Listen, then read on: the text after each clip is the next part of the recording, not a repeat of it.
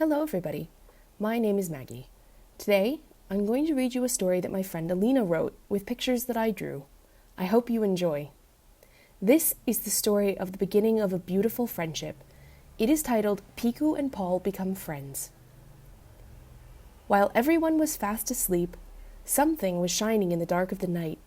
Something small, something unidentifiable, a UFO.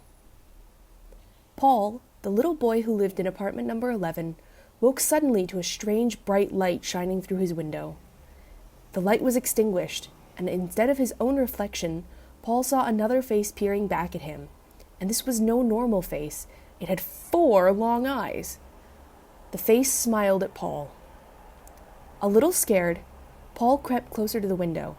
The face kept smiling, and Paul thought it seemed so friendly that he decided to open the window for his unexpected visitor. A small creature climbed through the window and sat with Paul on his bed. Curiously, Paul examined his guest. 4 eyes examined Paul back. "Who are you?" Paul asked. After a short while, a little voice replied, "Piku." "Piku?" said Paul. "That's a weird name. Where are you from?" "I am from Pluto," explained Piku. Skeptically, Paul stared at Piku. "Uh-huh. And what exactly are you doing in my bedroom, then?" After another short pause, Piku replied, "I am looking for a new friend." "I can be your new friend!" exclaimed Paul immediately. Realizing he'd forgotten an important step in the friend-making process, he said, "My name's Paul, by the way." Piku smiled and said, "It is very nice to be your new friend, Paul." Paul was very happy. He loved making new friends.